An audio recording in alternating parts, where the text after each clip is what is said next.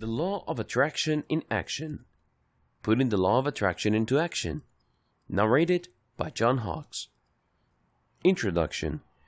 Hello and welcome to our short introductory guide on the power of the law of attraction. Well, more importantly, how to put the law of attraction into action for your life. If you're reading this book, chances are you have come across the phrase law of attraction at least once before. You probably have watched movies or heard of movies like The Secret. That's how many Americans became aware of the law of attraction. Ever since the word got out about this body of knowledge, more and more people are talking about it on social media, mainstream media, and among their circle of friends and associates. Interestingly enough, the more people talk about it, the more mysterious it became. It seemed that the more people kicked around the term law of attraction, the murkier it seemed. Now, it's very easy to see why this is the case, because a lot of people are skeptical. In fact, according to these people, the law of attraction doesn't exist. They are so close-minded and they are so dead set against this type of thinking that they don't even think of the possibility that it could be real. Others are more likely to believe, but they are still dismissive. For a variety of reasons, they can't quite accept that the law of attraction would actually deliver something of tangible value to people's lives. Even if we were to filter out these people, among those who are left, there's still a tremendous amount of confusion. Why? Simple overuse, lack of clarity, and a tremendous amount of subjectivity. The bottom line is that regardless of the confusion surrounding the law of attraction, it is real. It changes people's lives. It has a direct and profound impact on how people think, the things they say, and most importantly, the things they do. The law of attraction has helped people get over fears, attain their desires, meet the right people, and otherwise make their dreams come true. It really all boils down to using the right framework. In the next part of the guide, we're going to start the foundation of putting the law of attraction into action by covering 6 common myths of the law of attraction which hold a lot of people back. Part 1. 6 common myths of the law of attraction. Unfortunately, a lot of people hang on to 6 common myths about the law of attraction, and that's why it doesn't work out for them. Let's go off this myth, and you can rest assured that the law of attraction can have an impact on your life. What are these myths? Let's find out. Myth number 1. The law is magical. For far too many people, this type of thinking is really just magical thinking. We're talking about witches, wizards, and the supernatural. The good news? It isn't magical. In fact, it's the complete opposite. The law of attraction involves how people edit and perceive their personal reality. Accept it or not, believe it or not, like it or not, you have a direct and profound role in how you perceive reality, act on it, and ultimately shape it. The kind of life you are living right now is, by and large, a product of your decisions. Where do you think your decisions came from? Let me tell you. It's not like somebody pointed a gun at your head and told you to make one bad decision after another. Chances are you have a certain attitude, a certain mindset that leads you to make decisions a certain way.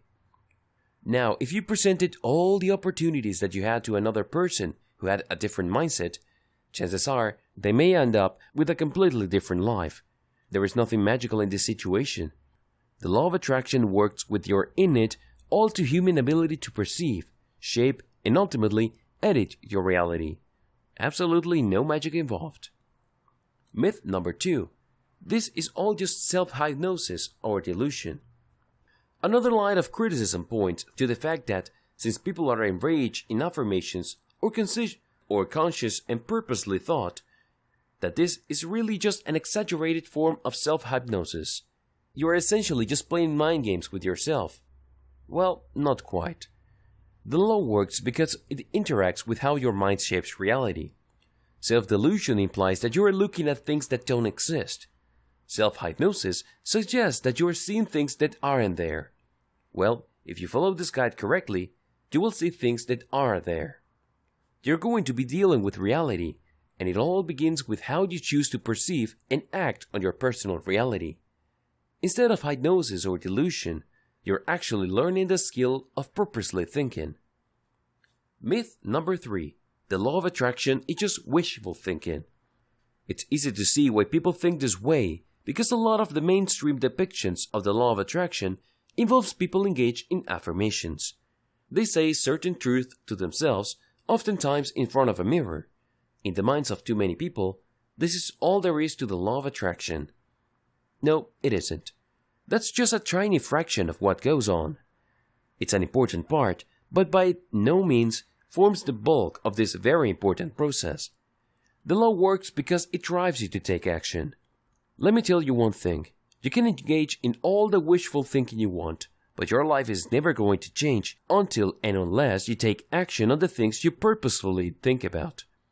The law is able to produce all sorts of amazing changes in people's lives because they are finally, for once in their lives, driven into action. Myth number 4. This is all just about affirmations. Since the common media portrayal of the law of attraction involves people saying certain power words and power statements to themselves, it's very easy to dismiss all this as just self-talk. It's very easy to assume the attitude that the law of attraction is really just about talking about certain realities and willing them to happen in your life. No, it doesn't work that way, because you're not just talking about you talking. It requires you total being.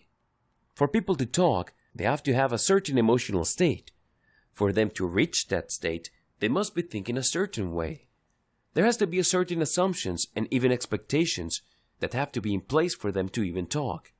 And the law of attraction goes beyond talk because this affirmation has to eventually lead to you changing your actions.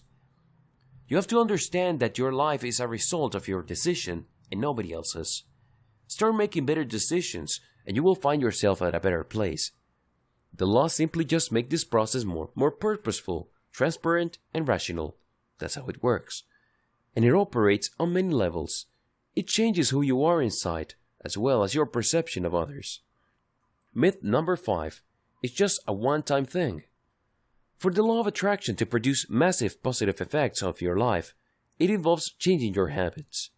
These changes are so profound, so deep, and so far-reaching that they can turn your life around and they can last a lifetime. This is the furthest thing from a one-time thing. Myth number 6.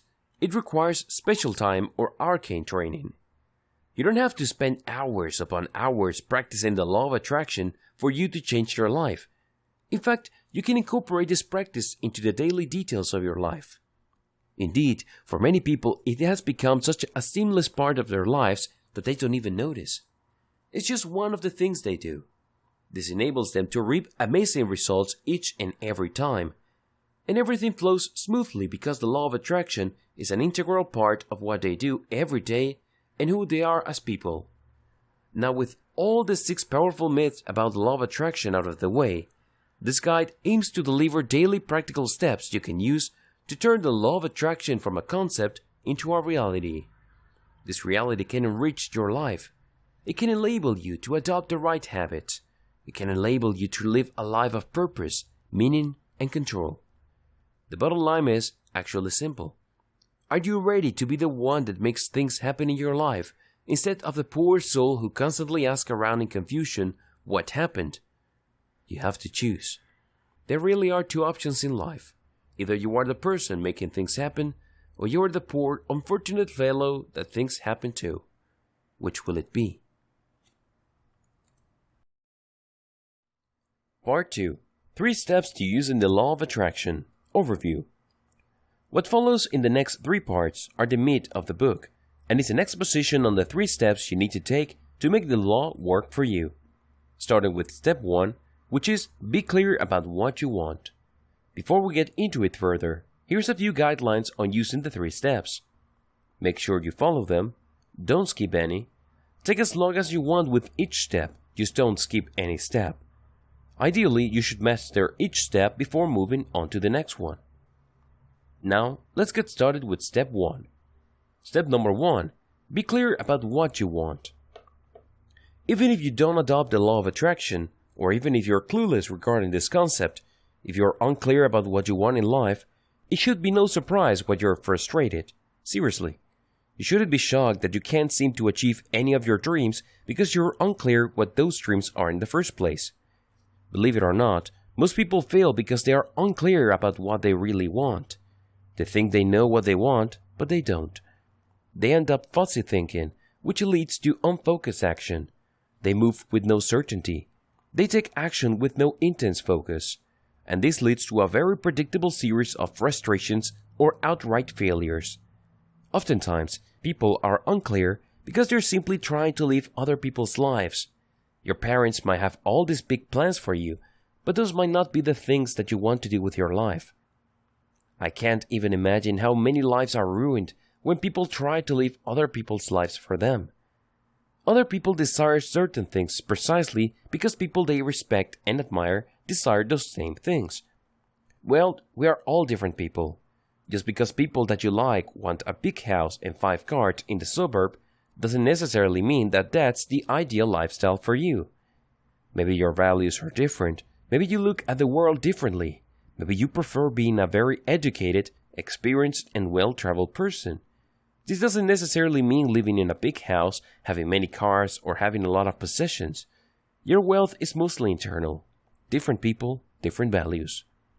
Unfortunately, if we desire things because of peer pressure, or we feel that we want certain things because this is what is expected of us, it's very easy for us to live unfocused lives. We just go through the motions. We just follow some sort of preset path. We're not exactly clear why we're doing it, but we're going through the process. This is a surefire way to live a life of frustration at some level or another. You need clarity. Thankfully, there are 3 simple steps to make this happen. The 3 steps to clarity.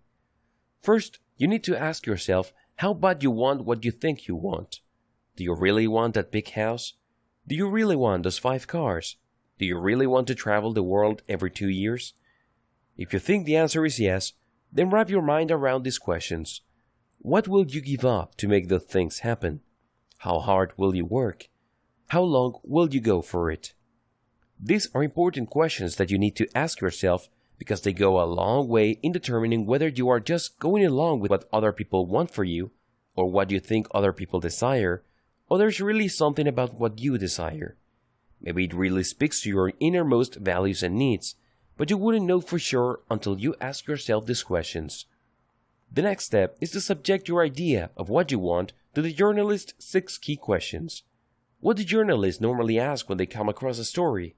Well, they ask who, what, where, when, why, and how. You should do the same with the things that you think you desire in life. Who is it for? Who is the ultimate beneficiary? Who is involved? What is it really? Does it change over time? Is it complete? Does it go through a process? What parts makes it up? Where do you need to go? Where does it take place? Where did the idea come from? When will it happen? What kind of steps do you have to go through to make the big things happen? Why are you doing this?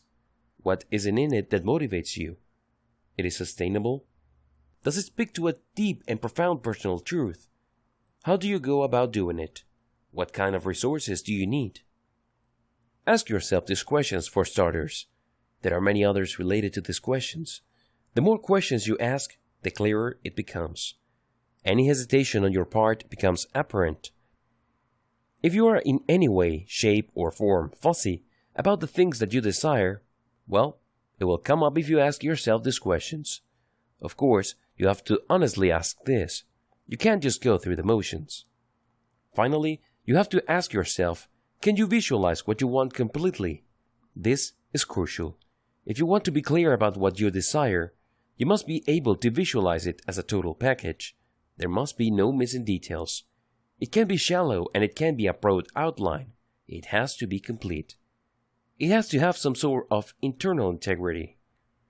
If you're able to do this, congratulations, because most people are not able to do this. Why? Most people are just daydreaming. They have a nice vision of the future, complete with a range of positive emotions. The reason why people daydream is not because they are planning for the future. Instead, they want to achieve some sort of emotional state. For example, if you have been unemployed for 6 months and money's running tight, you can easily fall into the trap of daydreaming about being in a business suit, getting a lot of respect, and spending a lot of time at that corner office. But that daydream is worthless because you're doing it only to get that range of comforting emotions that enables you to get out from under the pressure you're in now. You're under a lot of pressure to find a job, put food on the table, or pay the rent. When you daydream, it feels like all of these troubles are gone because you get that glimmer of power, satisfaction, and a sense of completion because you imagine yourself in that corner office being at the top of the corporate chain. This is not enough. The positive emotions that you get when you are daydreaming are very powerful indeed, but they are not enough. This is not the kind of visualization you should do to clarify your personal vision, so you can make it happen in your life through the law of attraction.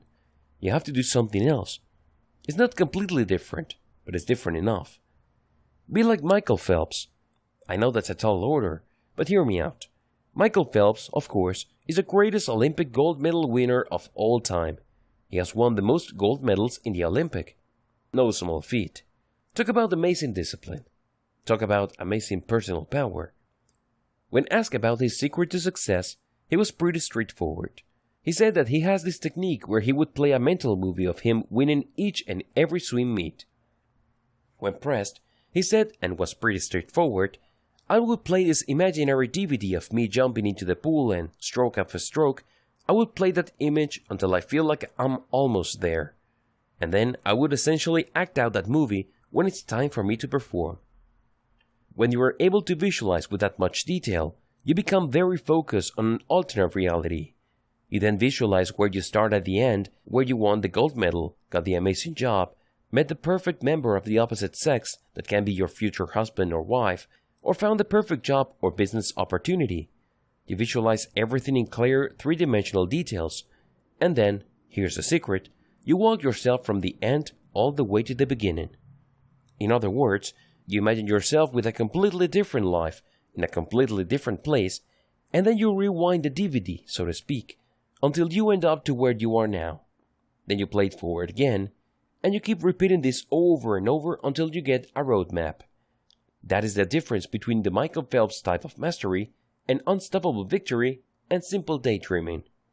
Sadly, the vast majority of people would rather daydream because there is a quick and cheap emotional payoff.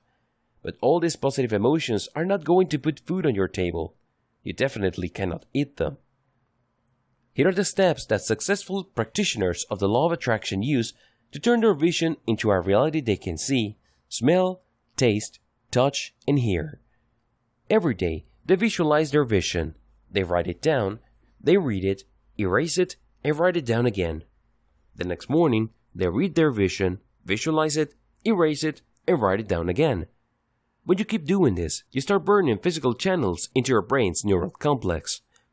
According to research studies, when people keep repeating the same thought over and over again, it actually creates physical connections in how their brains are wired. They're not just thinking about an idea. They're not just kicking around the concept in their minds. It actually has a physical effect on them. It actually changes the physiology of their brain. By living out that vision and walking yourself from the beginning to the end and all the way back again, and then erasing the vision and reciting it or writing it out from memory, you create those physical connections. And eventually, these physical connections have a profound impact on how you view reality, how you feel about the situations you found yourself in, what you choose to talk about out of habit, and your behavior. Let me tell you, the world doesn't care about your feelings. It couldn't care less. It doesn't have the luxury of time to indulge you in that. It also doesn't care about your intentions or what motivates you. Who cares? Hell, after all, is paved with all sorts of good intentions. But do you know what makes the world pay attention? When you actually do something. When you're clear with your vision, the law of attraction starts to work in your life because you now have a clearer map, and all the things that you need to be in place to take action are slowly beginning to change. The way you look at your reality, the way you connect the dots in your life, the way you feel about certain things in your life, all of these are happening. They may not be all that perceptible to you, but they are taking place.